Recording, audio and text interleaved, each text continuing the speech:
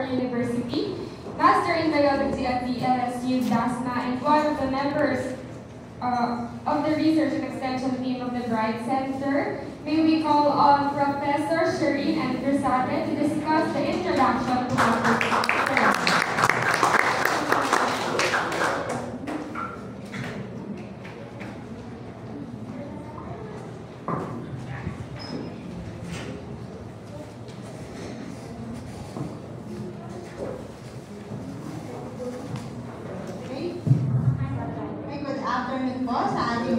Good afternoon po. Yan na ba ako yung hilingan? Oo, kasi may sinundo pa po. Kasi nagkaroon po kasi ng suspension ng klase because of the brown out kanina at sa init daw po ngayon. Okay, so again, ako po si Rochelle Cruzate. Ako po ay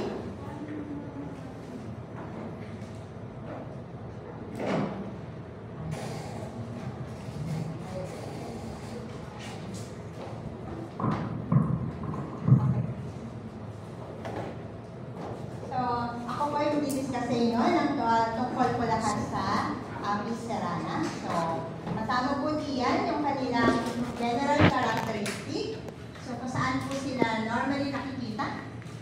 At yung kanilang morphology ng kanilang colony, life cycle, ecology and behavior. At ang huli po ay yung ibang mga pathogens and common parasites po na pwedeng maka-express sa ating pong Apis cerana. So ito po yung Apis cerana po, or yung kanyang full scientific name po ay Apis cerana fabricius. So ito po ay normal na nakikita po all throughout sa ating po sa Pilipinas, at the same time sa iba't ibang parte po ng Asia. So ito po yung dahilan kung bakit tinatawag po ito Asian honeybee, Asiatic honeybee, or Eastern honeybee. So sa atin po, sa lokal na pangalan, so tinatawag po natin siyang biguan. Sa Indang po, o sa ibang lugar po ay laywan, at sa ibang po ay ali. So pinapasize ko po yung laywan kasi mas kilala po natin sila sa pangalan na yan. Okay, so sila po ay important pollinators. Just like the other species po ng honeybee o ng bee. Okay, ng honeybee. Pero ang special lang po kasi sa Apis cerana, fidelity po sila. So, ibig sabihin, pag po minahanap sila na bulaklak, babalik at babalikan po nila yun. So, ito po yung advantages ng Apis cerana kung bakit sila good pollinator. So, unang-una po, they have a high rate of survival. So, kasi hindi po ba, local po natin yan. So, sa atin po talaga yan natatagpuan. Kaya sila po ay may resistensya na sa mga pests and diseases. Halimbawa, kung narinig na po yung Varroa, Destructor, at saka yung Nosema, na common pest po ng Apis mellifera. So, ang ating po mga laywan ay resistant sa pest na yon. Kaya hindi po sila basta-basta tatamaan. And at the same time po, with proper management, ang ating pong Apis cerana can be a major producer ng honey, pollen, and other byproducts. Pero, wag po natin na-expect na magpo-produce po sila ng honey na kasing dami ng Apis mellifera. So, hindi po yun yung nature ng Apis cerana. So actually, hindi po sila palaimbak. Tama po yung term ako.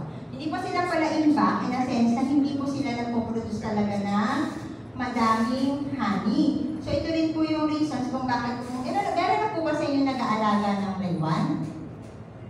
O nakaranas mag-alaga ng laywan?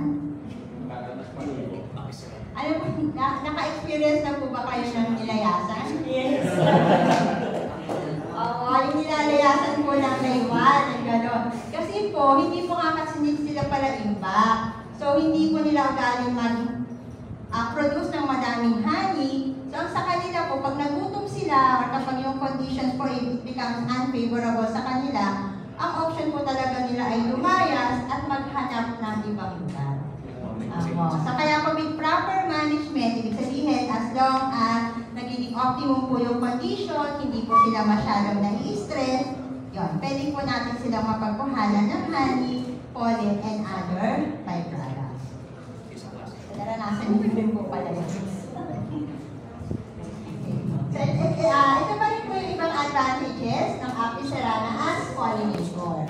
So unang-una po ay they have a small foraging range. So, ibig sabihin po yung small foraging range po, ito yung naman ko kanina, na kapag may nahanap po silang bulaklak, na nakukuhanan po nila ng pollen and nectar, babalikan po nila yon. So, pwede po nila i-forage yun ng paulit-ulit hanggang meron po silang nakukuha pagkain po nila. And then, yung small colony size po, so yun naman po yung size ng kanilang colony. So higit po na mas maliit yung kanilang colony as compared sa Apis mellifera. So kung ang gagamitin po natin yung purpose ng Apis cerana ay pollinator, kung saan, di ba pag pollinator po yung hive box po nila, dinadala natin yung sa farm. Di ba ba? Binubuhat po natin, tapos dinadala po natin yung sa farm. So, mas madali po sa Apis cerana kasi mas maliit yung hive box po nila as compared po sa Apis mellifera. So, yung comparison po ay laging mellifera po at saka cerana. Kasi sila po yung magkamag-anak. Diba? And then, so they have longer daily foraging period. So, sila po ay maagang lumabas ng kanilang hive as compared po sa mellifera. So kahit umaaga sila lumabas doon, late din po silang bumabalik. Okay? Kasi po hindi naman po nila kailangan ng masyadong maliwanag. Kaya po kahit very early morning po, pwede po silang lumabas at maghanap ng kanilang pagkain. So which is the pollen and the nectar. So, in terms po ng distributions and habitat, so, ito na po yung iba't ibang klase o subspecies po ng Apis cerana na meron tayo. So, yung naka-red po, the Apis cerana indica, so ito po yung meron tayo dito sa Pilipinas. Yung Apis cerana cerana, so, nakita na rin po to sa ibang parte po ng Pilipinas, particularly po sa Palawan.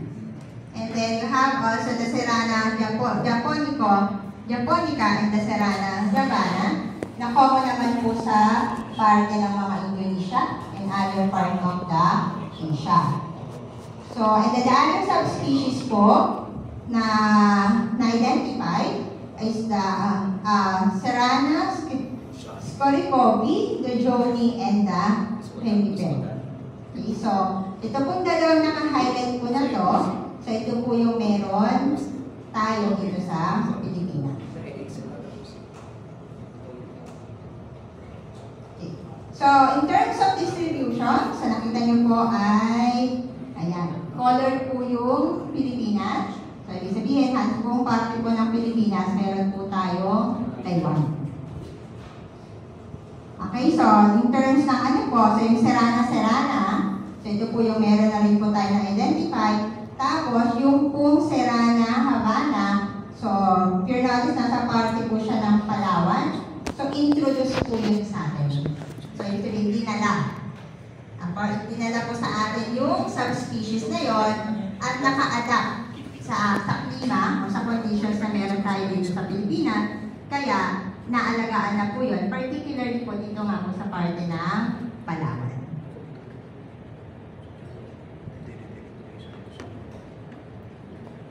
But unfortunately po, okay, because of the climate change, ayan, mga ecology major natin, destructions ng ating mga habitat, conversions ng ating mga forest into industrial and industrial at saka mga bahay and so on. So, it led to the destructions ng kanilang mga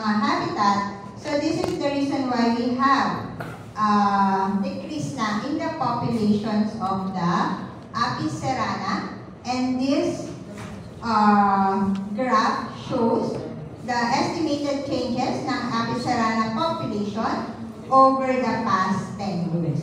So, if you notice po, nasa red ang Pilipinas. So, ibig po nasa decrease karamihan. Okay, and slight decrease po in case po dito sa parte ng Palawan. Kasi po, di ba talagang distracted naman po talaga yung ating mga gubat. Kung saan nandoon yung natural habitat ng mga laywan. At katulad nga po na sinabi ko sa inyo, kapag po kasi hindi nga po nila nagustuhan yung lugar at nakaka-experience sila ng stress, umaalis po sila at humahanap ng ibang lugar. Tapos po, may mga cases din po ba na, di ba takot pag nakakita po tayo ng swarming, yung maraming lumilipad po na Apis cerana. Ano po ba ang ating ginagawa doon? Ano po ba magtibaw? Pag sa iba po, pag hindi po sila aware, di po ba nag-aapoy? Sinusunog po nila yung sila tatasok po na akala po nila ay i-sting sila or ano po.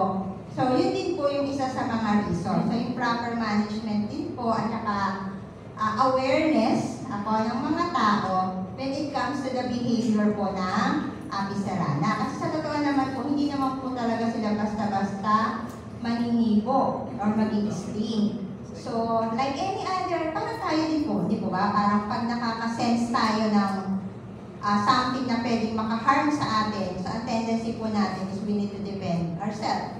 So, ganun din po yung nature na cerana. So, mag-sting lang po sila if they feel na masasaktan sila or there's something na makakasira ng kanilang colony. Kasi meron po talaga yung sinusugod, parang ganun po. So, yun po ay ibig sabihin, na-threaten po sila. Okay, kaya po sila mag-i-sting. Pero, patulad din po na, hindi rin po talaga kasi nila gusto na mag-sting. Kasi po, pag nag-sting sila, mamamatay din naman po sila. Kasi maiiwan yung kanilang buong alimentary tract. Okay, kasi nakakabit po yung sa kanilang sting. So, ito naman po yung kanilang colony. So, in terms na morphology ng colony na to, so you have the queen, the drone, and the worker. So, dito po tayo muna sa comparison na so, ito po yung comparisons na when it comes to size ng tatlong species po natin ng apis. So, sa here natin po, pinakamaliit ang ating native na bee. At tayo qualify the Apis mellifera at ang pinakamalaki po talaga ito po the Apis dorsata. Pero here notice here po, may similarity ang Apis cerana at saka yung Apis mellifera. Pero kung i-examine po talaga natin sila thoroughly, meron at meron din naman pong similar. Here notice po dito, magkaiba po yung kanilang kulay ng abdomen. Diba? So, ito po yung close-up pictures po. Okay, para ma-distinguish po natin, aside from size, okay, yung mellifera at saka yung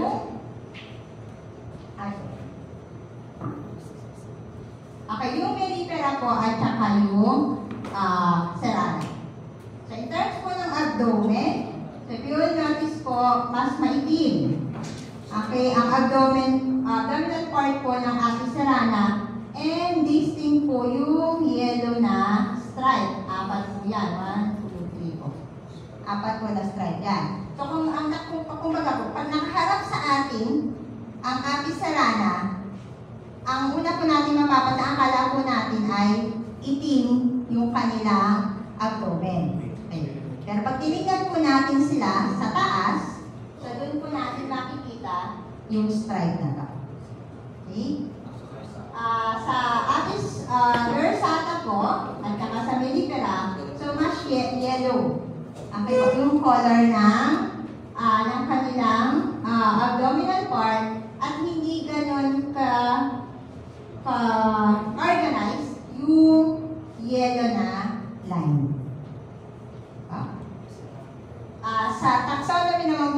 sa biology. So ito po yung parang distinct morphological characteristic naman po ng Apis cerana at saka mellifera. So ito lang po yun, yung presence po, itong extra line po sa hind wings po ng Apis cerana. So ito po talaga yung kanilang parang basis for classification or identification po. So kapag meron po itong line na to or extra line sa kanilang hind wings po, so that confirms the identity of Apis cerana.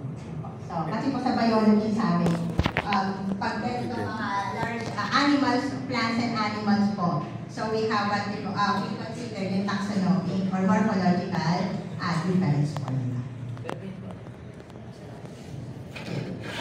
So in case naman po dun sa tao, okay, or yung component po ng kanilang colony, so syempre nandun po yung worker, at saka queen, at saka yung drone. So syempre lahat po ng worker, ano po na-introduce na rin po to, sa ano kanina po. So yung lahat po ng worker ay babae. So babae po ang nagtatrabaho talaga sa colony ng bee. And then also maraming worker, isa lang po ang queen. Okay, and then ang drone po ay nakadepende. Okay, pag po may meeting po, doon lang po yung drone because ang function po ng drone is to mate to sa queen. So in terms po ng number of days or yung development po nila, so mas maikli. Okay, or mas mabilis na nag-develop ang male followed by the female at ang pinakamatagal po ay ang queen. And in terms po ng pagkain nila, so syempre royal jelly po, okay, ang kinakain ng queen, ang honey, ang worker po ay honey and pollen, and then the drone po is the honey as well as the royal. So, din naman po tayo sa morphology o kung paano nyo ma-distinguish yung worker, drone, at saka yung queen. So, pag drone po, yung mga lalaki, so ang distinct po nila ay ito, yung kanila pong malaking mata na halos magkadikit. Okay, so maitim na maitim po yan. And yung kanila po, yung abdomen is thick, at saka yung end po nila ay pabilog. So ang reason po dyan is kasi hindi po sila nag-sting. So wala silang stinger. Okay, kaya wala po yung nakatusok nakagaling po sa dulo na abdomen. Ang reason po doon ay yun nga po, wala silang stinger. Kaya po pabilog yung kanilang yung end ng kanilang abdominal part. So, like what I've said po, mas maunti ang drone. Okay, sa population po, mas maunti ang drone kaysa sa worker. Kasi ang functions nga lang po ng worker is to mate doon po sa, mag-mate lang po siya sa queen. Pagka-mate po niya, malalaglag na po siya, at patay na, mamamatay na po. Okay? So, sa worker naman po, okay, so, ang mga workers po, so they are known for having, eto po, yung kanilang pollen basket. Okay, so kung saan ginagamit nila yan sa kanilang pagkolekta ng pollen. They also have here dito, sa ganito, yung kanilang pinaka-pollen press. So, ito rin, hairy kasi po, hairy, di ba, mapagmamasin nyo, hairy po yung structures ng ating cerana. Kaya mas dumidikit po sa kanila yung pollen. Tapos, iipunin po nila yon at parang i-convert into parang circular or kabilog po na na compressed na pollen. So, yun po ay, hindi po nila gagawin yun sa kanilang pollen press. Okay? Pero ang difference po, ayun, sa meron po silang stinger. Okay, o sila po yung naninipo. Okay? So, in terms naman po ng kanilang trabaho, So, unang araw, o hanggang sa isang linggo pa lang po, mga workers po, so they will act first as the nurse bee. So, ibig sabihin, sila po yung tagapag-alaga, okay, nung mga eggs, tagalinis, okay, tagapagpakain ng mga larvae at saka ng queen. Okay, so parang on the first 1 week po of their life, so they will act as maintenance crew. Sabi, nandun lang po sila sa kanilang colony, magpapakain, maglilinis po sila ng brood. Yun po muna yung kanilang unang trabaho. After a week, nag-graduate na po sila as maintenance crew at lalabas na po sila to collect the pollen. Okay? Magpo-forage na po sila para mag-collect na pollen at saka ng nectar. Okay? Okay. So, in terms naman po ng queen, okay, so ito po ay reproductive female. So, ito po yung pinaka malaki or mas malaki sa mga workers. So, ano po nila ay, ang distinct characteristic po nila ay darker po yung kanilang color, particularly ito po, yung kanilang abdominal part. Mas mahaba, mas malaki po sila compared sa worker at saka sa drone. So, trabaho po nila, nag-lay lang po ng mag-lay ng egg. So, in terms po ng reproductions at saka life cycle, so meron po silang tinatawag na mating or yung kanilang mating at saka reproduction. So, sa kanila po, okay, so yung mating behavior po nila, okay, so they, pag kailangan na po ng queen, okay, na mag-produce ng workers and so on, so mag-start na po yung kanilang mating behavior sa kung saan magpo-produce na po ng large number of drone. So, sila po yung mga unfertilized egg. Okay? Tapos po, ang mayayari po yan, kapag mating season na po nila, so the drone will go outside sa colony at maghahanap po sila ng isang lugar, ang tinatawag na congressional area, so kung saan magsasama-sama doon yung drone at iintayin po lang nila doon yung queen.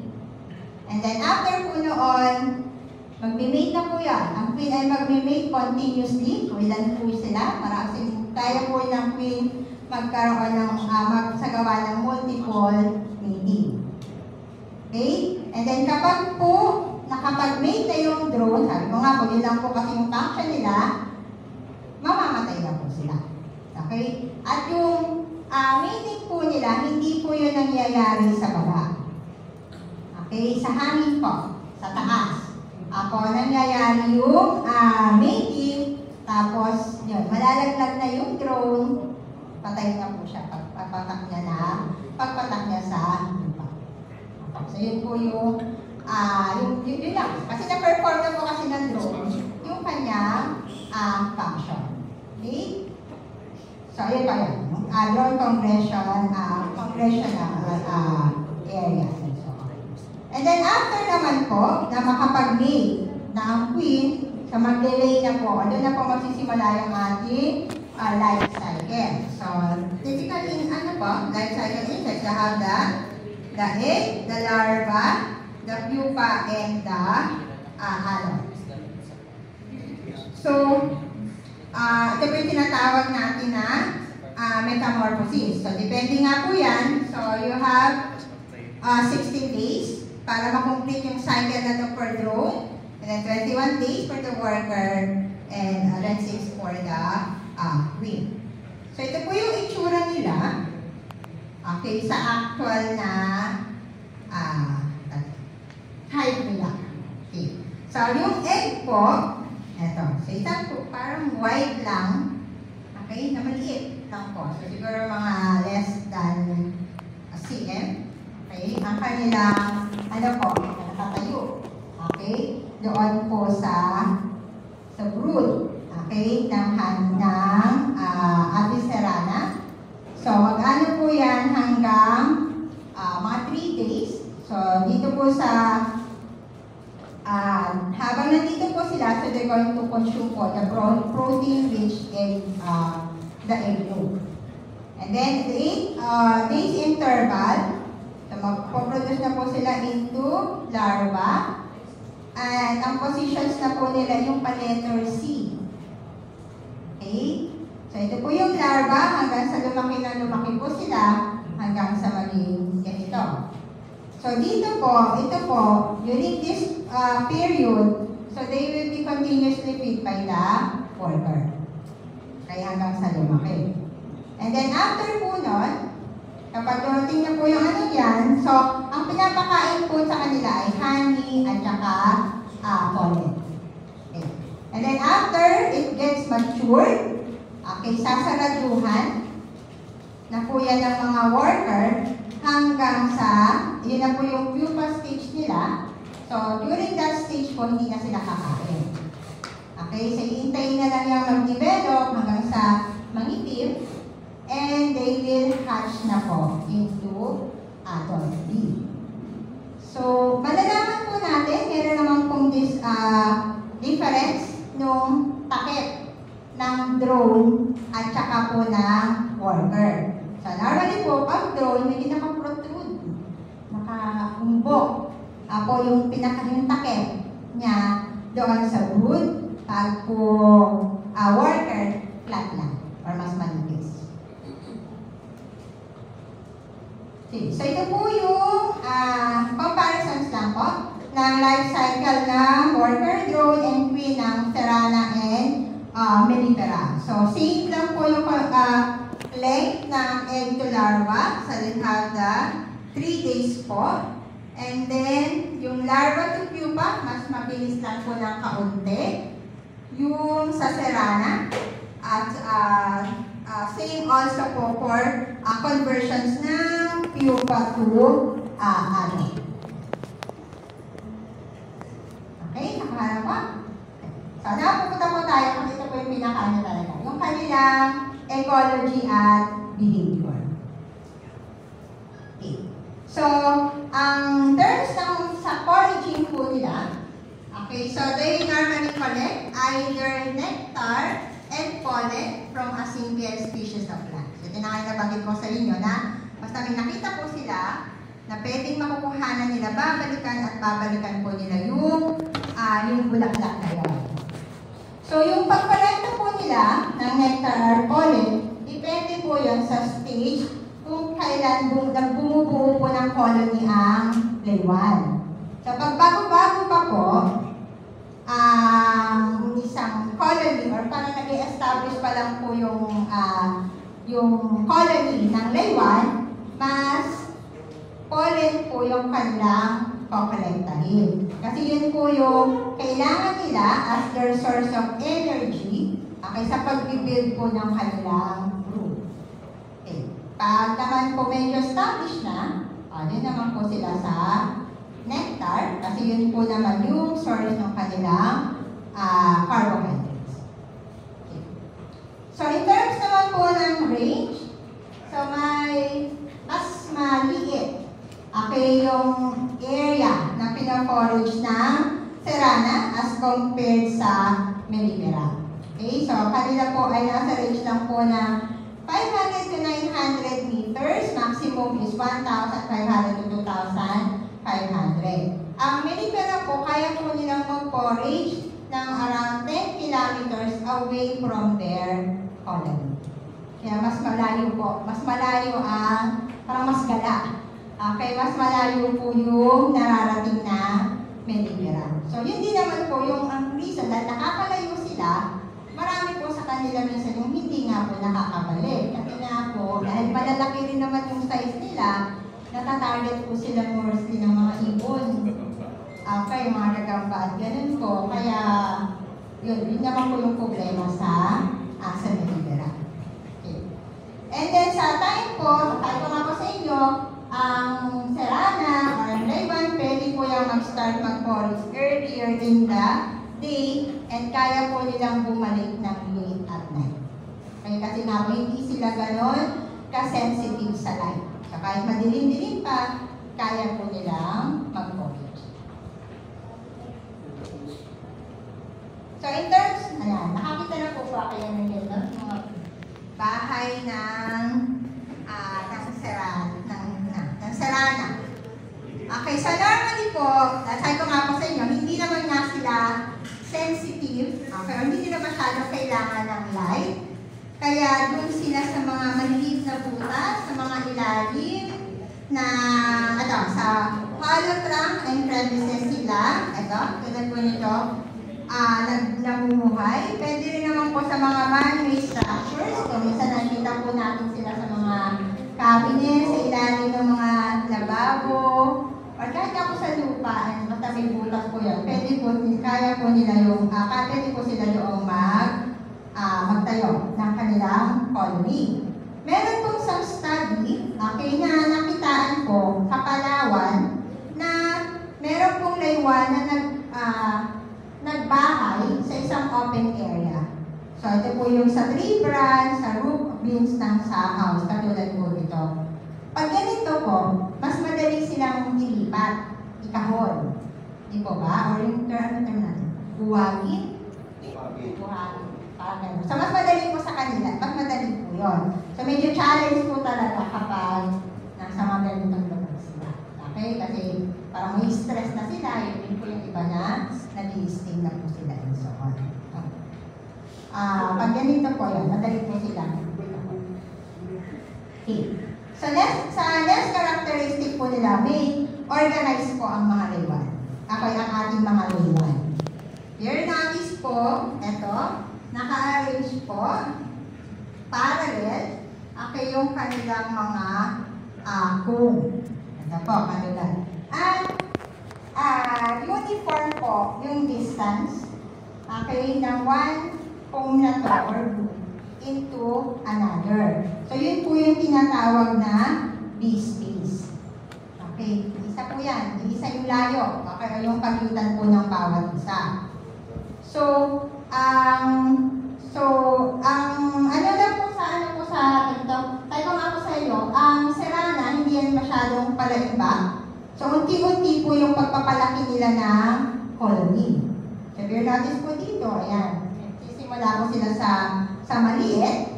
Okay, enough lang po para ma-house nila yung kanilang number of individuals. So, kapag po lumaki na yan, i-extend nila yon para paglalagyan naman po nila ng honey. Okay? Pero hindi po sila gagawa ng malaking comb, okay, para lang po pag-ibakan. Okay? Ang una nilang i-secure ay yung tao. Okay? Yung number ng list na yan. So, sa simula po, yung mga young na colony po ng bee, normally po yan nasa 2,000 individuals. So, yung bilang po ng laywan. So, based po sa study, yung isang colony na po, okay, ng bee, ay umaabot lang po yan ng 6,000 to 7,000 individuals. Ang yung number ng cell, yung cell naman po, yung sa brood po, yung pinaglalagyan po nila yon. So, umaabot lang po yun ng around mga 50,000. Ang melipera po, mas marami. Okay, so, ang kanilang individuals po, pwede po yun umabot ng 50,000. Kaya mas malaki po talaga yung colony na nakikreate na melipera as compared sa Serrana. Okay? Tapos po, ang isa din po sa habang inaano po nila, katulad nga po, habang ganito kaliit po yung colony ay yung brood na ginagawa nila, sa pollen po yung kailangan nila. Okay? Kasi protein muna yung gagamitin nila as their source of energy. Pag-establish o pag may tirahan na, yung mga individual laywan po natin, sa yun, mag-i-impact na po o magagawa na po sila ng honey. So, ang difference naman po nila sa melipera at saka sa Serrana, pag buo po ng bahay, Ang sarana po ay hindi pala gamit ng propolis, yung bluebee, ano po. Di po ba ang stingless ay known kaysa propolis? Ang melipera din po, they normally seal their nest through propolis. Ang sarana po, hindi masyado. Hindi po sila masyadong nagpo-produce ng ano. Okay, kasi nga po, ang ano nga nila ay hindi na sila masyadong sensitive sa temperature kasi nga po, doon sila nagbabahay sa mga madilim at saka mga tagong lugar. Although may sabi ko nga po, may mga cases na nga po na may nakikitaan na nasa open area sila.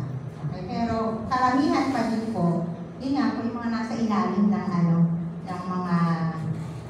ng mga lababo o karamihan po sa mga puno, yung mga butas-butas po. Kahit ako sa semento, basta may kaunting butas, yun, magpupuhaan po sila to. And another reason po kung bakit hindi sila masyado nilang sinisil yung kanilang colony ay ito po. Okay? They have their own mechanisms to regulate the temperature of their hive. So ito po yung thermoregulation.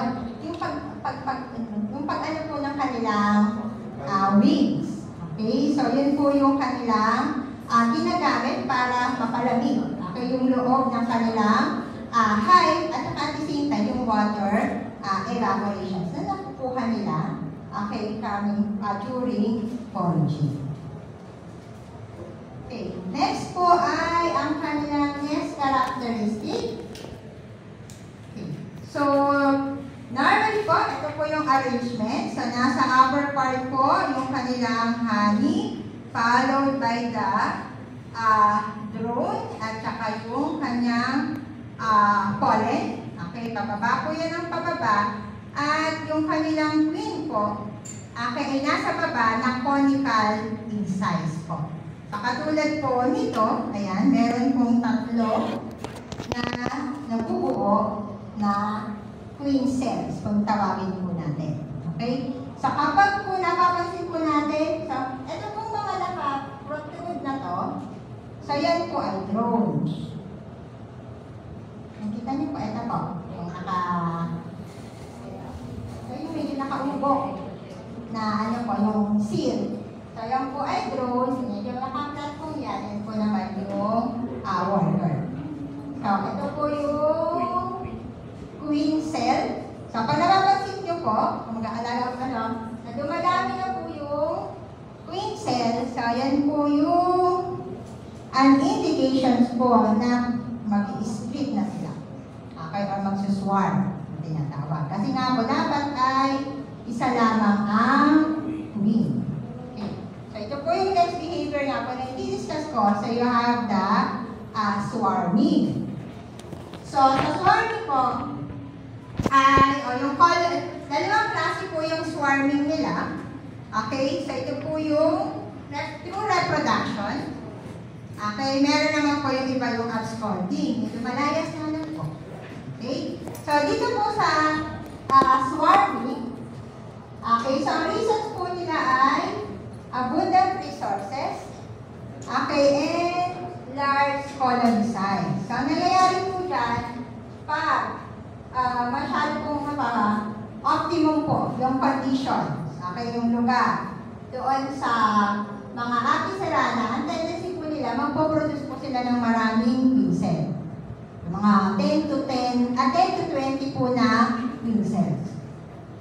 Pag po malapit na yung mag-hatch, okay, magbibigay na po yung old queen at saka yung kanya parang 1/3 nung populations na yon, sila po yung magsuswarm. Okay. Ang mangyayari po, may indications na din naman po yun. Makikita niyo po, kung i-observe niyo po yung colony, makikita niyo po kasi na nalabas yung worker. Pero mapapansin niyo po na wala silang dalang pagkain. Okay, walang masyadong nakadikit doon sa kanilang mga legs. So, ibig sabihin po noon, ang paglabas nila ay hindi para kumuha ng pagkain, but kundi maghanap ng potential na lugar na pwede nilang paglipatan. Kasi nga po, pag maraming resources, ibig sabihin maraming pagkain, sagana sa forage and so on, mag-i-split na po yun, reproductive splitting po, ang tinatawag, swarming ang tawag po doon. So, ang mangyayari po doon, yung newly hatched na queen, okay, at konting worker, yun po yung may iwan doon sa original na colony. Okay? Tapos po, yung old queen, at saka yung 1/3, ay 2/3 pala, ng kanyang mga workers, yun po yung magsuswarm. Okay? So, kung nakikita natin yan, yung madaming ganun po, at sila po yung lilipat. Yun naman po yung inaabangan natin kung mag-aalaga kayo ng sarana. Okay, hahanapin ninyo o aabangan ninyo yung swarm cell. At yung swarm na bees na to. Kasi ang case naman po nito, pwede nyo na siyang ikahon. Ilagay mo sa hive. So, ang gagawin nyo na lang po dito, hahanapin nyo na lang po yung queen. Okay, hindi na naman siya kasi nung nag-experience po kami. Hahanapin nyo lang po yung queen, yun na lang po yung ilalagay ninyo sa hive box. Ilalapit nyo na lang po yung box ninyo doon sa area na malapit po yung swarm po mismo. And then, iwanan nyo lang po doon, mapapansin nyo po, susunod po doon yung worker. Sila na po mismo yung papasok doon sa box. Ang ginagawa po ng iba, na naka-experience na po ng sarana, para po sure na hindi lalayo, sabi ko nga po sa inyo, naghahanap nga po sila ng lugar na pwedeng paglipatan. Yung iba po, sa mga interview po namin, yung technique daw, yung mga nagsasarana po talaga. Ang ginagawa po nila, nagsasabi po sila ng parang kawayan. Tapos pinapahiran po nila ng wax, beeswax, para may amoy. Okay, yung something na ano po. Para pag nag-swarm po yung sarana, ma-attract po siya doon. At doon na po sila dadako. Okay, or doon na po sila gaganito. Kaya mas madali po sa kanila para ikahulgan. Kasi sabi ko nga po sa inyo, may indication naman. Okay, meron namang indication po kapag malapit na po mag-split, okay, or mag-reproductive splitting ang sarana. Okay, at yung mga, dito po kasi normally natatakot. Pag maraming, ang tawag dito, yung lumilipad na ako, na gano'n po. Pero pag ganito po kasi hindi po harmless po. Okay, harmless po yung mga tea. Okay, kasi nga po hindi naman sila lumabas para mag-steam. Okay, lumabas po sila, parang yung mentality nila, lumabas sila kasi lilipat sila. Lipat bahay po. Kaya hindi po sila, kahit kumano po kayo, as long as wag lang sila, yung isa kasi pinagalan, wag lang po sila matreten, so hindi naman po sila basta-basta malulungkot. Ma'am, yung stainless steel, wala namang ganyan? May mga cases pa, sir. Meron din na Nagsuswarm. Nagsuswarm din sila. Meron po. May cases din po na. Okay, and then, ito naman yung sabi ko, yung experience naman po ng absconding. Okay, so yung absconding naman po, ito po yung paglayas. Okay, iba po yung reproductive splitting, okay, na umalis sila kasi mag-build sila ng panibagong colony. Ito po, lumayas sila. Okay? Lumayas sila, so pwede siyang seasonal absconding or migration. So, ang reasons nila normally dyan po ay resource depletion. So, kung kanina maraming resources, sila naman po ay nakukulangan. Okay, ng kanilang pwedeng pagkuhanan. Declining yung nest site quality. So, hindi maganda. May mga nakaka-experience sila ng mga pests. Pinapasok, nilalanggaw sila, and so on. And at the same time po, yung chronic disturbance. So, factor din po tayo, yung tao. So, sa chronic disturbance, yung super limit nyo po siyang bisitahin. Okay? Yung sobrang na nai-stress po sila, okay, kapag super limit naman po natin, bubuksan po natin ang bubuksan yung kanilang high. Kasi syempre, sabi nga po sa inyo, may thermoregulations nga po nila, kinokontrol nga po nila yung temperature doon sa loob ng kanilang high. Pero, pag binuksan niyo po siya, pagbalikin niyo po siyang buksan, di papasukan niyo ng hangin, mag-iiba yung temperature ng loob ng kanilang high, and that could cause stress to them. Okay? So, katulad dito yung parang sa melipera, di ba? Di ba sisil nga po nila yun ng propolis? Tapos kailangan po bukas ng bukas. Kung trabaho na naman po sa kanila, isisil na naman po nila yun ang isisil. So, yun po. So, that will give stress, okay, to them po. Okay? So, yun po yung mga karamihan, parang reasons po kung bakit sila lumalalas. And then, another po, ay yung sa seasonal absconding din po. Ito din naman po yung another reasons natin po doon ay dahil hindi nga po sila pala iba. Okay? So, ibig sabihin, pag wala nga po silang sa resource depletion, pag wala po silang masyadong nakukuhang pwedeng pagkuhanan ng kanilang pagkain, ang nature nga po nila ay umalis at humanap ng ibang lugar kung saan mas makakakuha sila ng resources na kailangan. Ha? Gusto nila ng maraming resources. Okay? So, ang sign po, ayan, sa decreased number of pollen carrying worker. Nasasabi ko po sa inyo na may labas na ikaw na-observe nyo, may lumalabas naman po. Pero bakit ang pagbalik nila, wala silang dalang pollen. Nakikita nila naman po yun kasi nakadikit nga po yun sa kanilang mga legs. Pagbalik nila, wala po.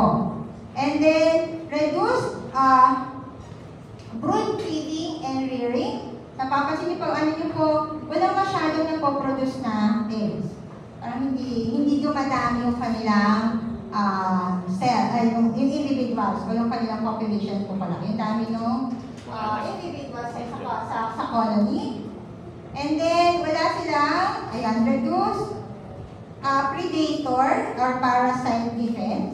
Kasi sabi ko nga sila, they have their own mechanism para hindi sila basta-basta kalaban ng mga peste. And yun nga po, decrease in the stored honey and pollen, egg, open close na brood. So, ibig sabihin, hindi po lumalaki, hindi nadadagdagan ng brood yung kanilang colony. Okay.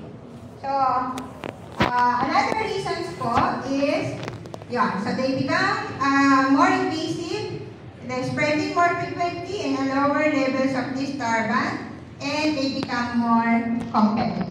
Competitive in the sense that they want to try other environment and explore new habitat. Another is yung tinatawag po natin na disturbance absconding. So, ito naman po yung kapag, maraming disturbances including yung wasp and hornet, Japanese hornet, ants, at saka yung vertebrate po kasama ng mga palaka. Yung pinapasok po ng utiki. Po, yun. So, that could also, the reasons po kung bakit sila lumalas. And then other notable behavior po nila. So, they are temperament. So, docile. Masunuri naman. Sabi ko, hindi naman talaga sila basta-basta nag-sting. So, they are mild, tolerant, and timid with a gentle temperament. So, and they have a low stinging tendency po. Okay? Basta na-threaten lang po sila. So, that's only the time po that they will sting. Okay? Kasi nga, as much as possible, ayaw nga po nila kasi mamamatay din po sila. Okay? And second po, malilinis. Okay? Malinis po ang ating apis serrata. So, they have the capacity to clean themselves, and even the other serrana thoroughly as compared with the Apis mellifera. Okay. And then, sabi ko nga po sa inyo, ito din po yung way nila, okay, to regulate the temperature. So, number 1 po ay yung kanilang fanning o yung pagpagpag ng kanilang wings and so on. So, if you notice po dito sa picture po nito, ito po yung way ng kanilang fanning. So, if you notice po, sila ay nakaharap palabas. Okay? Ng kanilang, yung entrance ng kanilang colony. At patuloy po nila ito. At saka, sabay-sabay po nilang yung kanilang wings po. Okay? Hanggang sa lumamig or makontrol yung temperature sa loob ng kanilang ahal. Another is, ito nga po, so responses to disturbances. So, kapag may something na dumikit sa katawan nila, so pwede nila yung tanggalin through body shaking. If they feel na mayroong threat sa kanilang colony, nahanin niyo po yung hissing sound nila. Yung sound na ano po nila. So, yun po yung indication that they are giving signal. Okay, sa kanilang mga kasama sa colony that there are threats. And then ito din po ito na so ito po yung heat boarding or yung group defense nila. Sa halimbawa po, kung mayroon diyang putakti, so ang gagawin po nila ay ito po, papalibutan po nila yan lahat. So, papalibutan po nila yan. So, mangyayari po diyan ay isisil po nila lahat yung hangin, iinit sa loob hanggang sa mamatay po yung putakti. Okay, tapos malalaglag na lang po yun sa loob. Okay? And then, meron din po ito yung sa wing shimmering po. So, meron pong study na yung parang tas kumikintab. Okay? Ang kanilang wings, which is another signal po nila that there is a presence ng threat. And then may mga cases po na may mga study, okay, na nakitaan po that they use animal species. Okay, parang nilalagay po nila sa pinaka-entrance, okay, ng kanilang colony para hindi pumasok. Okay, yung tawag dito, yung pest. Predator. Yung predator po. At yung pinaka-last po, syempre yung sting. Okay, yung pag-sting. So, last po nila yung kasi nga po ay mamamatay po sila. Kaya last options po talaga nila yung pag-sting. The rest po ay ito. Kalamitan po ay ito, yung sneezing sound at saka ito po inborn. Okay, yung kalimitan sa nila. Okay. Another po is the communication. So, ito naman po yung way nila to share if may na-identify po silang lugar na madaming pagkain. Okay, or rich po yung forage. So ito po yung way nila to share the information sa kanilang co-workers. So, dalawa po yan. So, meron tayo pong tinatawag na round dogs at saka yung wobble sound. So, kapag po short distance, so less than 50 meters po yan. So, pabilog lang po. Okay, yung ikot. Okay? Or yung sayaw. Okay, ng mga laywan po natin. So, ang direction po nito, naka-depende sa araw po. Kasi ginagamit nila yung positions ng sikat ng araw as direction para ituro sa mga worker kung saan sila nakakita ng lugar na pwede pagkuhanan nila ng forage. So, again, short distance po. So, round downs lang po siya. Pero kapag long distance or more than 50 meters, so they do the wobble sound. So, ito po siya. Mag-50 na siya. Ayan po.